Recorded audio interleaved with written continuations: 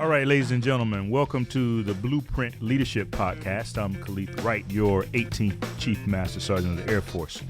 During this time, you'll hear from some of my friends and my favorite leaders. We'll discuss all things leadership.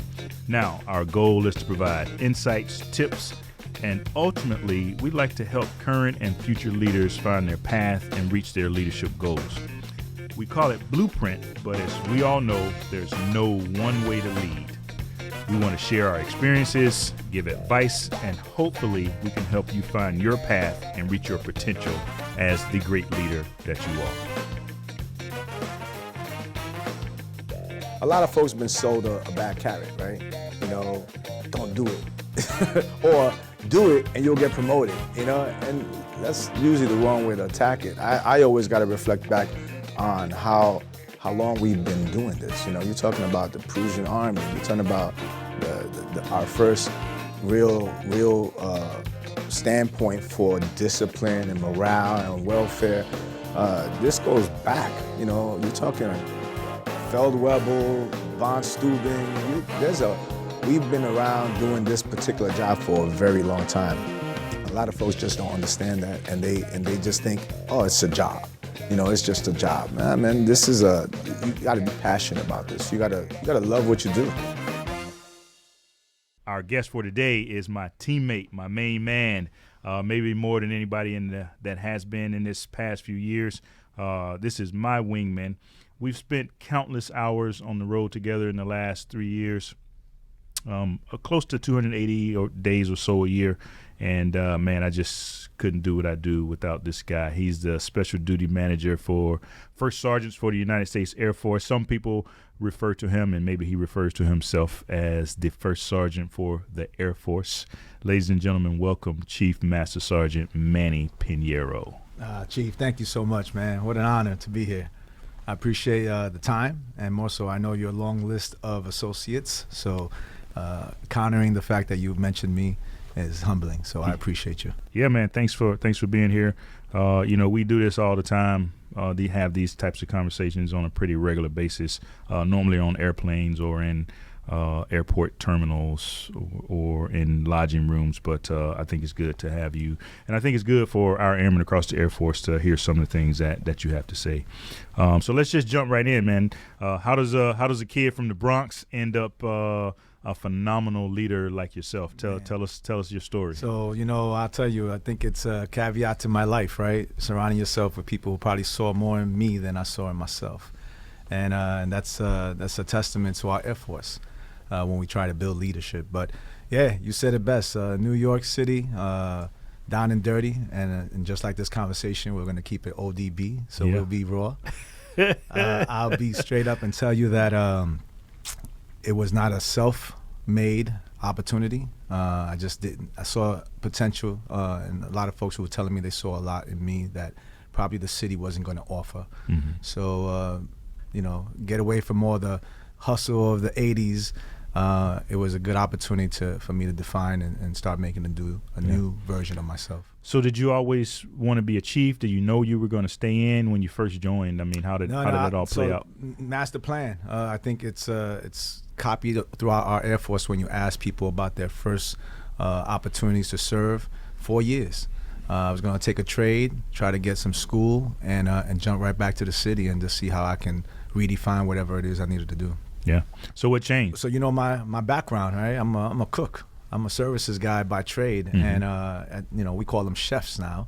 But at that time, I had a good NCO who took me under the wing and basically let me know Air Force is important, but we really don't need you if you're going to have an attitude. And as you can imagine, I had an attitude. Yeah, well, you still got an attitude. But because I surround myself with people with attitudes. Yeah. Now, so would you say this NCO, would you have considered him at the time, maybe you didn't use the term mentor, but would you say he was a mentor? Oh, definitely. He shaped me 10-year. So at that time, staff sergeants were, you know, they had a couple of extra years in the box.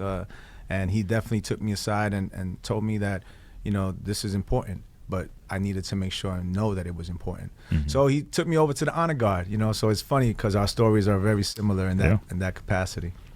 And that was it. I learned some discipline, some structure, Before I knew it, I was good at my craft, and enough that somebody else stepped in and said, "Have I ever thought about becoming MTI?" And the story continues, and here I am, so forth. Yeah. So do you think? So I don't know this particular NCO's name, but it seems like he had a profound impact on your career, very similar to my career.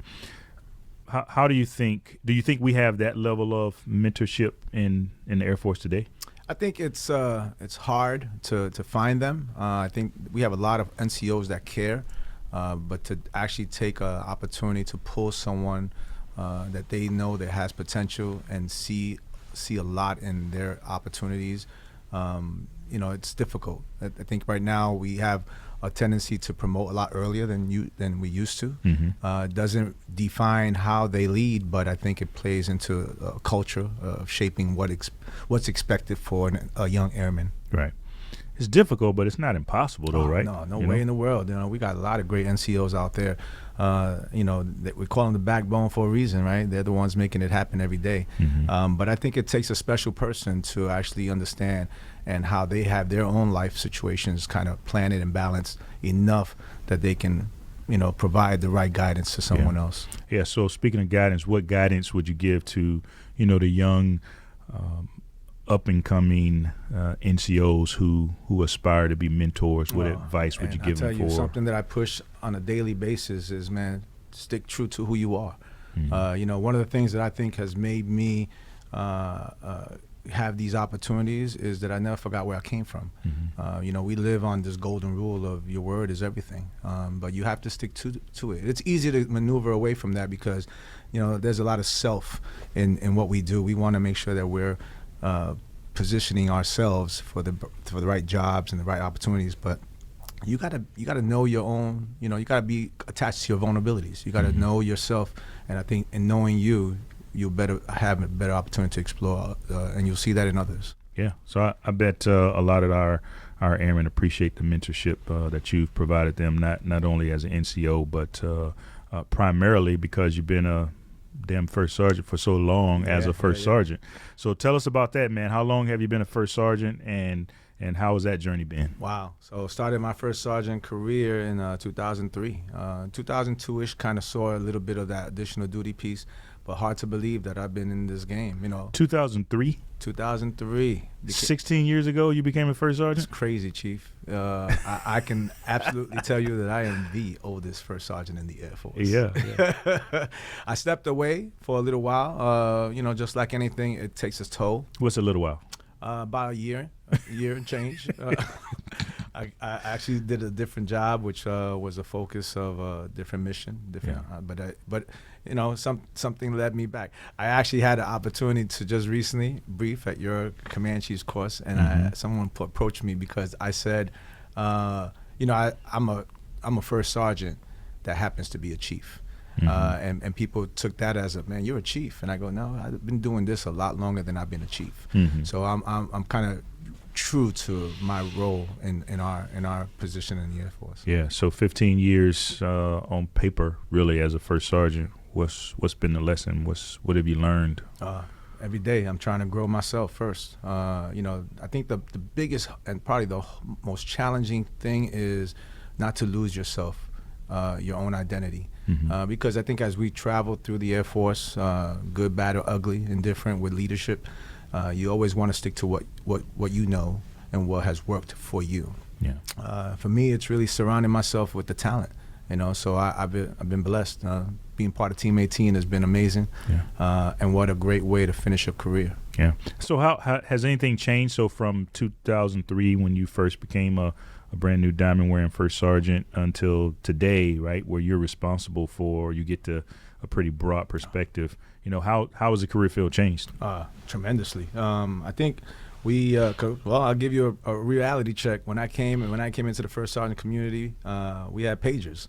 So that was our pace of contact, right? There was no blueprint for Bluetooth, right? Yeah. The reality is that our communication has changed, and the challenges that our Air Force has come across in the years has changed. We didn't have open, transgender. We didn't have mill-to-mill same-sex marriages. So there's a lot of our society has changed. In lieu, that's going to change the pulse of how we do our business in the Air Force. Now, you mentioned communication has changed, right? You guys had pagers, and certainly there was internet in 2003, but there wasn't social media at least as we know it now. How has that changed how you or your first sergeants interact with our airmen? I think right now, we went through a pause, right? People were always saying that it's changed because we're not more interactive with our folks. We don't see them in the face. But I think now we have such a stronger presence of communication because you can tie that part with all the other social pieces that we have going on right now. I'll tell you, and you know this, before I came up here, I was not a fan of the whole, apps are us. Yeah, you like an old man. You like somebody's old grandfather. I stuck to it. I truly believe how am I supposed to check into the airport? I truly believe that you get the best out of your people when you can look them in the eye and they get direction and structure and they see you tell them what you need. But in lieu of where we are, I had to grow just like everything else in the military and just in life, right? Social pieces are part of the norm now. Yeah. I read that. I'm proud of you, man. You've done well. You got a Facebook page. Was it earlier this year or was it? Yeah, I was fortunate. One of my teammates, CMSAF Harry Bubba Kibbe, hooked me up with a page, and of course that has now led to a different traction. I mean, we are really getting a message out, and it's good to see when other people that you have no clue respond with a thank you. And that's so do you think most leaders, not just first sergeants, but do you think the leaders that we have in the Air Force today have really embraced how our airmen communicate, whether social media, through Reddit, through memes? Unfortunately, or is there still I still believe that we got a lot of folks still behind the redwood trees. They're trying to figure it out, but they have lost. They're so tied to what they knew that they don't realize the potential of expanding that. And that's part of growth. I think a lot of folks, just like me, I was caught up in the time warp, but somebody handed me the keys to the DeLorean and said, you got to get in the game. You are like somebody's grandfather because old men use all those redwood trees and like this stuff. It's serenity. The way you talk, it keeps me right. Keeps me right. You don't have any grandkids yet, but you like a grandfather. Don't even talk like that. Hey, let's transition a little bit to how you got here. You were literally 2 months from retirement when I called and asked you to join the team. Basically, dug you out of the grave and asked you to join Team 18. Why'd you say yes, man? Well, I'll tell you, I was ready. A lot of people think that I was bitter with the Air Force, and it wasn't such. I was just ready. You kind of know that, you hear that. I think the Air Force was probably maneuvering a different way than what I was used to in how we were trying to get things done. And I think we overloaded ourselves with a lot of bureaucracy versus people business. And, I'm a fan of the people part. But when you called me to ask me to join the team, I'll tell you, you may think that it took a long time to figure out the plan, but man, that's God's work, man. The universe, right? I will tell you without a doubt that I saw you in action. I saw the facelift for the Air Force and the culture change, and just the dynamics of how you were poised to be part of the airmen, and that to me meant a lot because we didn't have that for quite some time. So I was very honest with myself when I made that decision. I wanted to embrace that, and I didn't want to be selfish, because this position is not easy, but I also know that it's challenging. But I also knew what kind of teammate I could be if given the opportunity. And you've been a great teammate, man. I appreciate all you do. We always talk about iron sharpening iron, and we definitely do that for each other. But you remember when I first called you and then you told me about 15 things you weren't going to do and all this other stuff. I was like, hey, man, just go talk to your wife and call me back tomorrow and see if you want the job. But I hear you. And I really hope that you didn't take it. I know when you sell that story out to the masses, there's always this, he told me what he wasn't going to do. I kind of knew the structure of this position and what my predecessors had for support. I did not want that. I needed, if this was a tag team effort, then we were going to meet this face value and take care of the airmen. That was priority one. In the time span that I've had under this position, we've changed the training. We've increased the capacity in just the syllabus of the school. We've matured our growth by making sure that the right people are selected for this job. I mean, there's countless of things that I can just pinpoint, but as I sit at the helm of the world, I've been fortunate to have some great leaders out there helping me do it. So there's not a one-stop shop, right? Decisions that were made amongst the commands. So I'm fortunate to have had some great teammates to help me make those decisions. Yeah, I would say typically when I visit First Sergeants or the First Sergeant Academy, nothing but positive feedback. So thanks for that. Looking forward, personally, let's talk personally, man. What do you want to get accomplished in 2020? Well, I'll tell you, this is a close. We talk about this a lot, right? We got about 8-9 months left in the seat. I think we just want to make sure that we're taking care of ourselves as we run this race. To quote Chief Master Sergeant Air Force number 18, we're going to run through the tape and making sure that we are doing it steadily. And decisions that we need to make from here on out have to stay consistent with the same pulse, right? Same energy, but also making sure that we have everything embedded in the decisions. So I'm excited. First Sergeant community is growing. Yeah. So, that in itself tells me I got volunteers are back. So that's a huge plus in our First Sergeant world. We're no longer really DSD affiliated. The process is off. And we're going back to making sure that the right individuals know what they're getting into. That by far is a huge need for the force, right? Mm-hmm. First sergeants who really care about the give and making sure that they're taking care of themselves. So, and the reason that I asked you personally, because this is a little bit indicative of, the challenge that we face, and one of the things that you and I tussle about quite often. So I asked you personally what you want to get accomplished, and you jump right back into first sergeant stuff. So tell me about balance. How do you, as busy as you are and as much stuff as you do for the Air Force and first sergeants, how you take care of you, man? How you put your mask on first? Well, yeah, I tell you, I had to learn that all over again, right? We don't get to these positions without just kind of sitting on the sidelines. I've always been in hustle mode, and my A personality will drive that train hard. But I've realized that I've not done a lot good for self-care. Mm-hmm. So taking a knee at times and using those big words that I like to put out there about taking care of yourself. Mm-hmm. I need to do that now. And in the balance piece, I think I like your words too, harmony, right? How do I find that balance? I wake up now, I tell you, I love to read. Before I joined this team, I did a little of none of that. And that's because I was always in hustle mode as a giver, right? Yeah. But through the years, man, 3 years, I can't even emphasize how much I appreciated your own personal development on me, as taking that opportunity to open up a podcast or just pick up a book, and then you sharing those, and then me sharing back, and then it got to a point that we became our own Oprah's book club, right? We were pushing out with the message now being expanded to so many that ask, man, you guys have done so much, and I love your leadership style. Can you share a book that you've read? I mean, those are huge testaments. I think one of the things that helps me is having an accountability partner when it comes to self-care and fitness and health. And for example, when we're on the road and we got our teammate Harry Kibbe, the fabulous Harry Kibbe, here with us too. When we're on the road, religiously, man, 5 o'clock, we're in the gym. We wake up and we get to the gym, and there's a lot of pressure if you decide. I think I slept in once or twice while we were on the road, and man, you never hear the end of it.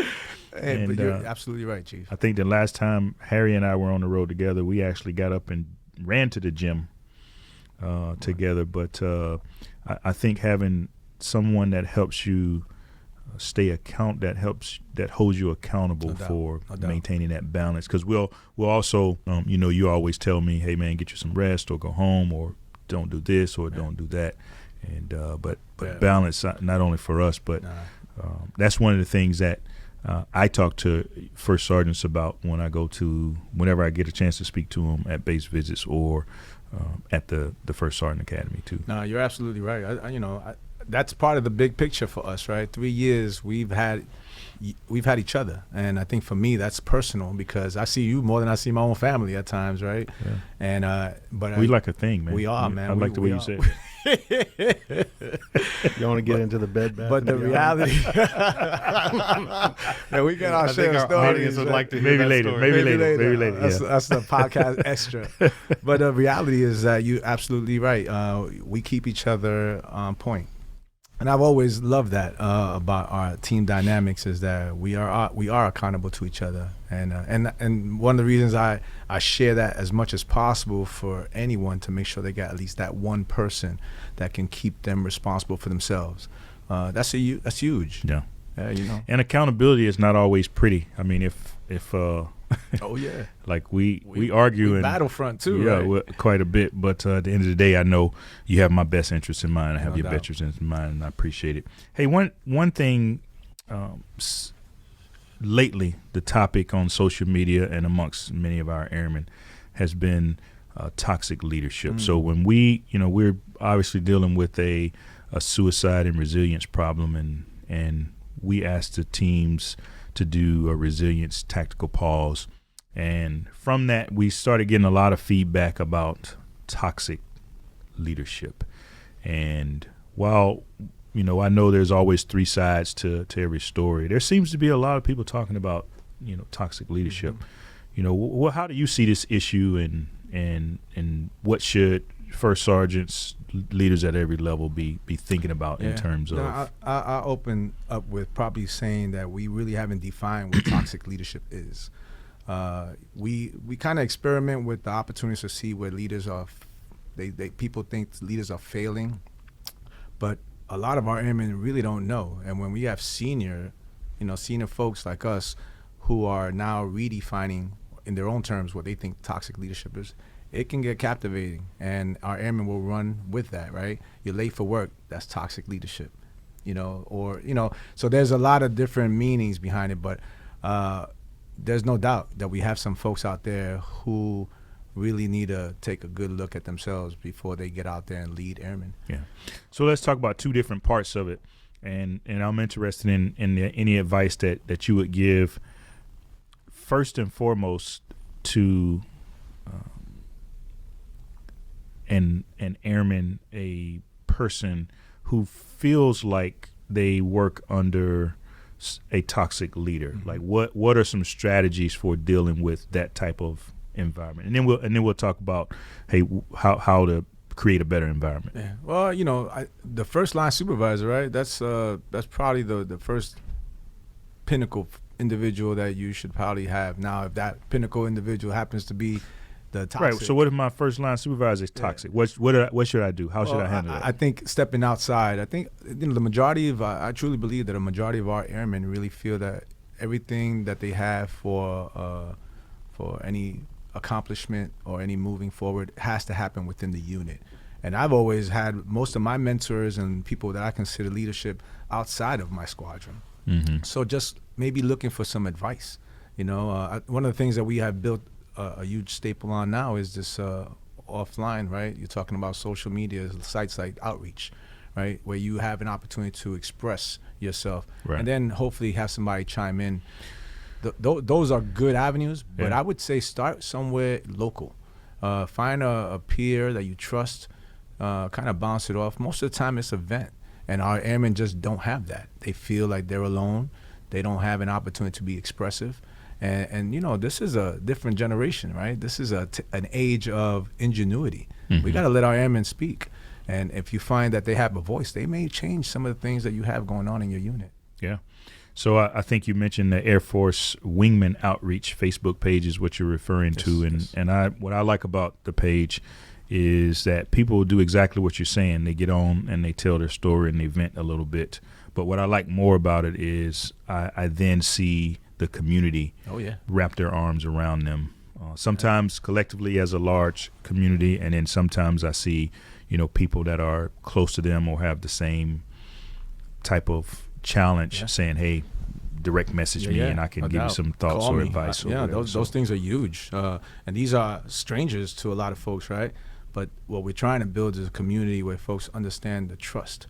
and that, you know, you may be dealing with some stuff. Let me tell you my story. Maybe we can find some median and getting you to the right place. You know, I'll tell you what I don't like to see is everyone who has a vent, they always assume that it's medical, like it's an issue with, you know, and yet we deal with a lot of folks who have some mental illnesses in the Air Force, and we're challenged to figure that out and get them to the right people for the right resources.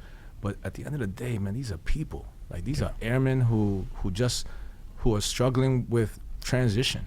And, you know, they should be able to walk up to someone and say, man, I ain't doing too good. Yeah. So we have a responsibility to teach our young folks, you know, how to thrive in suboptimal environments, I guess you would call it. So if you work in an environment where there's a toxic leader, we want to make sure that you have some strategies, some mechanisms for coping and thriving and still achieving your goals and becoming the best version of yourself. But honestly, Manny, you and I, we also have a responsibility to root out some of this toxicity. Is that how you say it? That's what I'm talking about.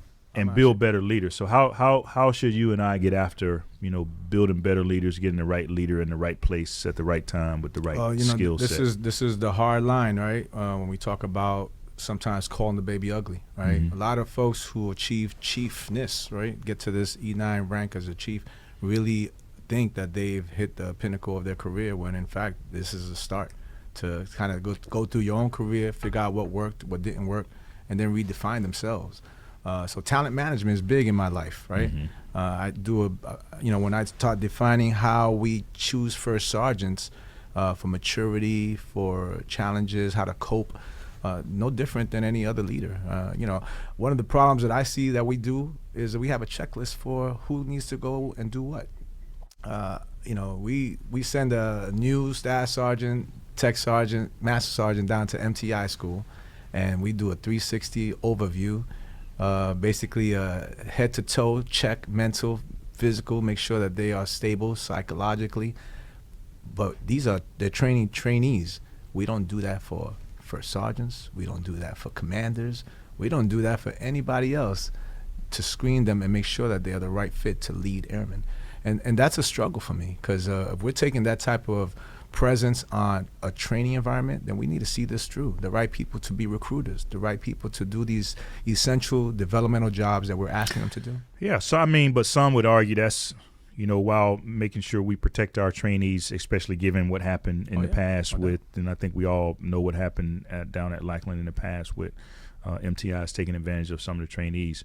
But you could argue that's a little bit overboard. So some of these same folks who go through that entire process and they get rejected there and they can't pass the test of sorts to become MTIs are protecting our nuclear weapons and have, you know, top secret security clearances. You're spot on, Chief. So I think this is the balance piece that we talk about in selecting the right people, right?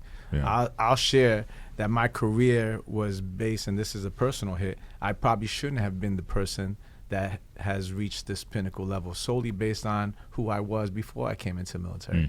But just as you, were you like a thug? I was running pretty hard. You know, like Zulu Nation. You know, I was hardcore. Like, remember the Wu-Tang Clan we never heard about? Triumph. That was me.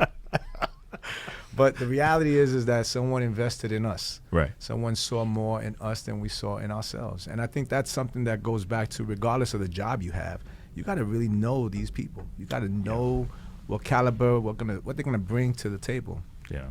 You know, bottom line is, you know, you like I said, you and I, we have a responsibility to build the right leaders and give them the right skills and the right attitude and timeliness. You know, that also counts. And I know you've been getting after that with the changes that you've made in the first sergeant, and we've been doing it throughout the Air Force with some of the things that we've been trying to do with our enlisted PME and trying to get better at managing talent, putting the right talent in the right place. And you know, we'll keep working on that, and we'll keep working on making our airmen more resilient, which is key to, I think, their overall readiness as well as their overall fitness and health.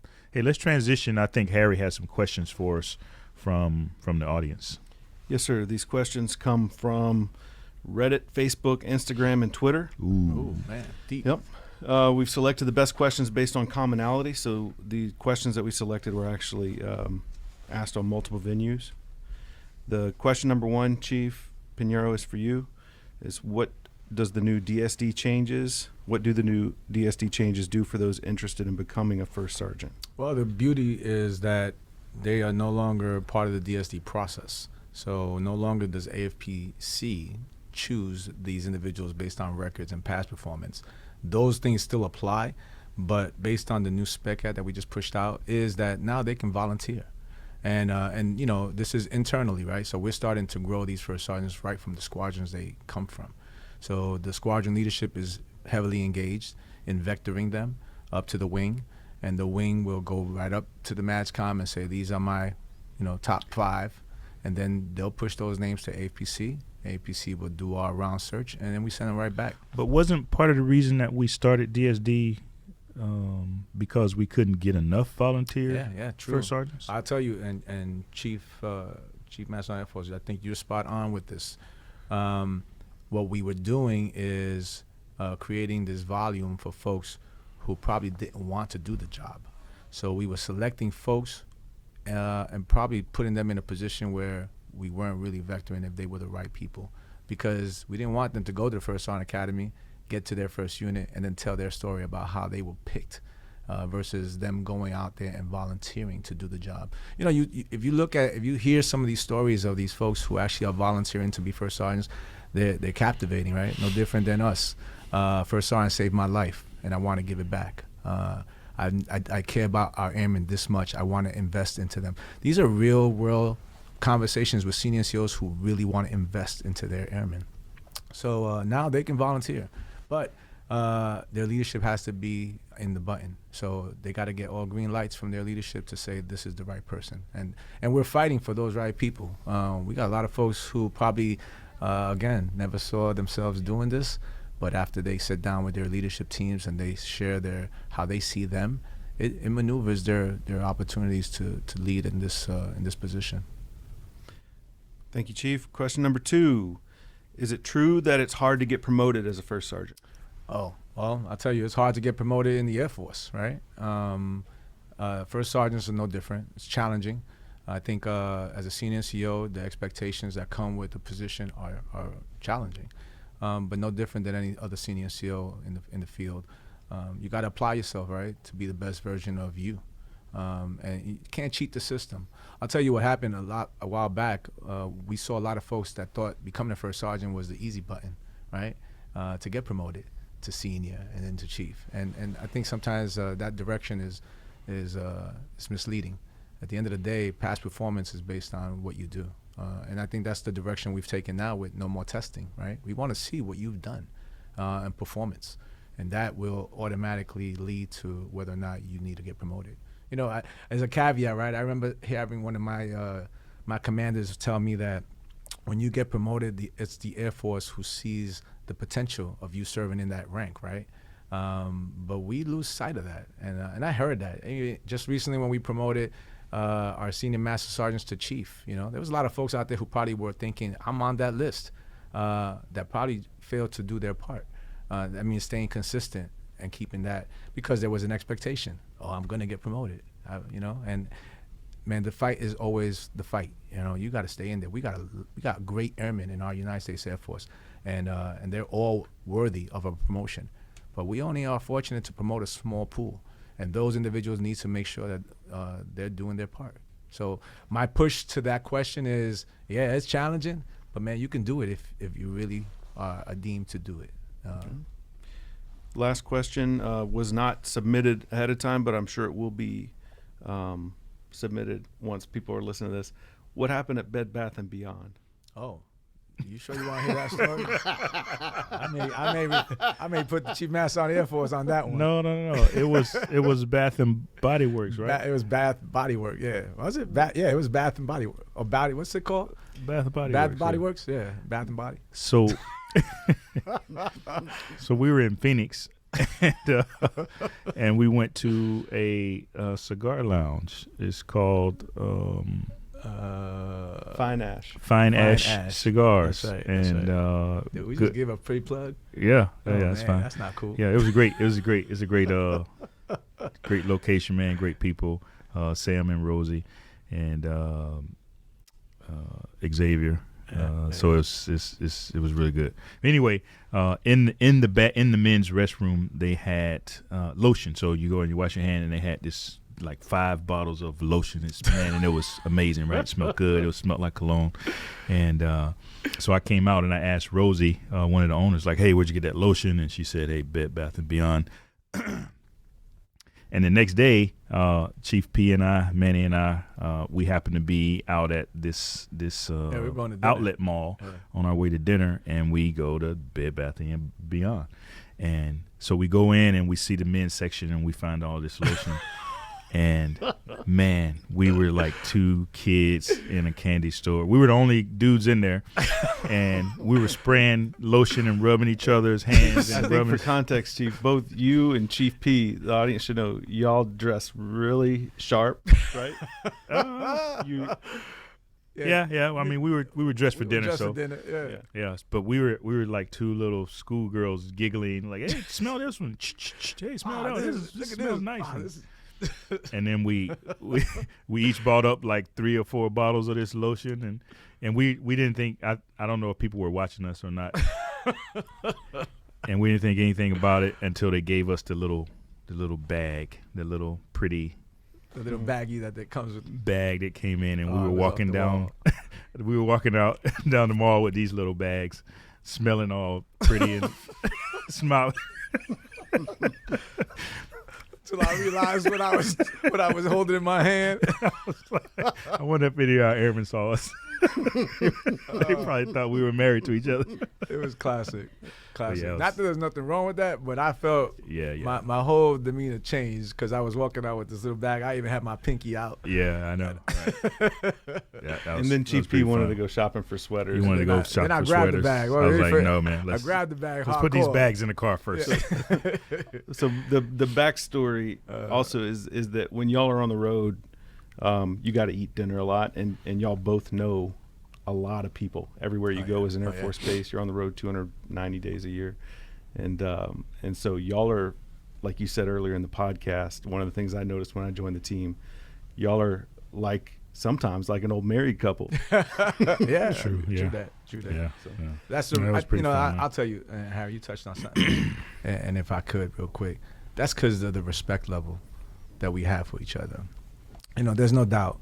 Chief Master Sergeant Air Force 18, most senior enlisted person in our United States Air Force, who trusts me as an advisor to provide him the good, the bad, and the ugly, right? And that's huge, right? That's a huge testament to our relationship because we actually had to grow. People assume that we've known each other throughout our whole career, and that's a compliment solely based on our relationship.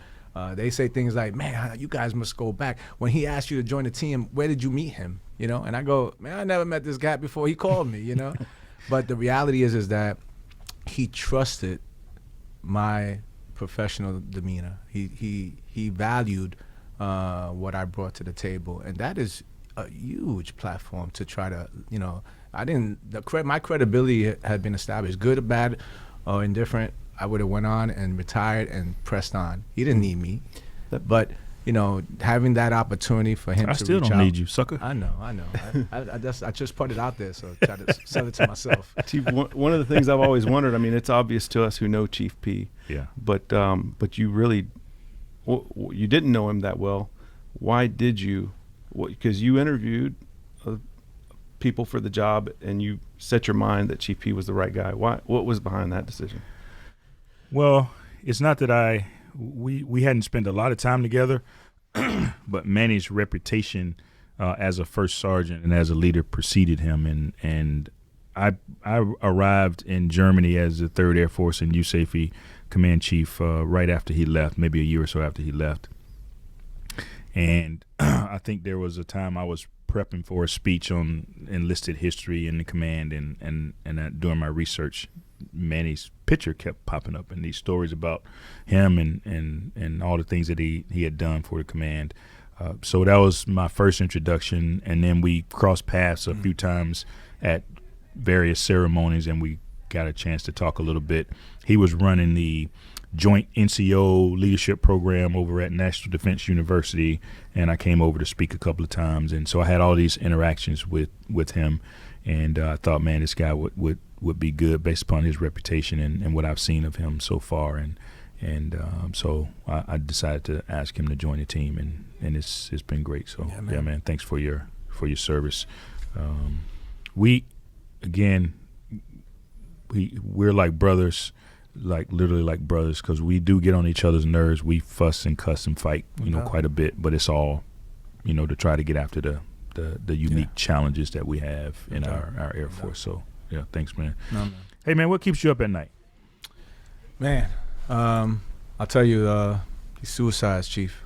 I think it's the same story that we've kind of bounced off each other on our travels, man. It breaks my heart, man, that a young 22, 23, even sometimes 40-year-old, a seasoned senior NCO who feels that they have no more options. Mm-hmm.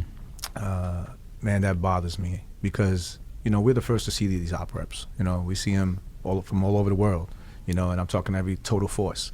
And it still bothers me that we have these folks who choose this path where, man, there's so many other options. You know? So that still bothers me. And I think just the welfare of our airmen every day. I try to keep that as a point for what we do and the decisions that we make and how our decisions affect them. Yeah, that's something that keeps me up at night and keeps a lot of us up at night. I feel good about some of the work that we've been doing, some of the work that A1Z and our team has been doing. I feel good about the Air Force Wingman outreach page and how our airmen and the community of airmen across the Air Force are really attempting to self-heal and taking care of each other. I feel good that we've dedicated more resources. We need more, but we've dedicated more resources to mental health and some of those challenges. So I'm hopeful that this trend will turn itself around. And big kudos to the folks out there who managed that outreach page. I mean, Ian Bush. I mean, you see his name attached to a lot of the anonymous pieces, but a lot of folks don't know that Ian Bush is the son of Chief Master Sergeant retired Lucky Bush. Yeah. Who was the first Sergeant Academy Commandant. So it's in the DNA for him to want to be involved and engaged with our airmen. But those guys and gals out there who are still making a difference every day. Yeah. So, hey, man, you set to retire next year in 2020, yes, September-ish. Yes, sir. And 32 years, yes, 33 years it'll be when you retire? 32 and some change, yeah. Wow, old Dusty. Yeah, I know somebody right next door who's about 32. Yeah, whatever. Dusty. And So what are you going to do next, man? What's next for you? Well, sabbatical, a quick maybe a month or two of just trying to figure it out. That's not a sabbatical. I know. It ain't my world, right? Not being engaged. But I definitely want to make sure that I, start paying a little bit more attention to me and getting back to the things that I know are important to stabilize my family time. But I'm a father that's rich with pride, man. I got a great bride who's been my rock for 28 plus years, and that by far has been my testament. I hear it a lot when I go to retirements, what they're gonna miss or what they've received in development of being part of our profession, man. But man, being a father, man, and a husband, that's huge, and I put that ahead because that's all the support that I've had to do the things that I've been able to do. But I'm gonna probably stick to the speaking engagements. I like the fact that that people actually want to hear me say something. I think I appreciate the opportunity. I'm humble with the gestures when people ask me to come out and speak. And I just no different than anyone else, man. I'm just trying to keep it real. Yeah. And probably if all works into our master plan, we'll sit down and try to get some financial engagements to hopefully open up a little cigar spot. Yeah, that'd be great. And little Scotch cigar don't hurt anyone. I know. So I'm looking forward to. But truthfully, man, I'm excited, man. Yeah. I'm excited about the transition. People say it's hard. For me, this is easy money, man. Yeah. I think what I miss most is this, right? But we're going to have this. So. We're going to have this. Yeah. And I, for one, man, I appreciate what you do. I appreciate that you're excited, but you mentioned earlier that we got to run through the tape, and we got to finish strong. And so we got more work to do today. So we need to get back to work today, my friend. Yeah, no doubt, and, man. But this has been fun, man. I appreciate you, and I know all the first sergeants and all the airmen across the Air Force and all the people that you've touched in your time, not only in this role, but all throughout your time as a leader and a first sergeant. We all appreciate what you do, man. So thank you.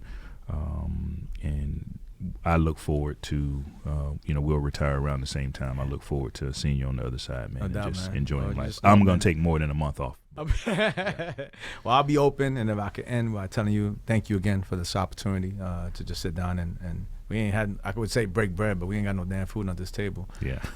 But also, man, just the trust that you put in me to do my part, man.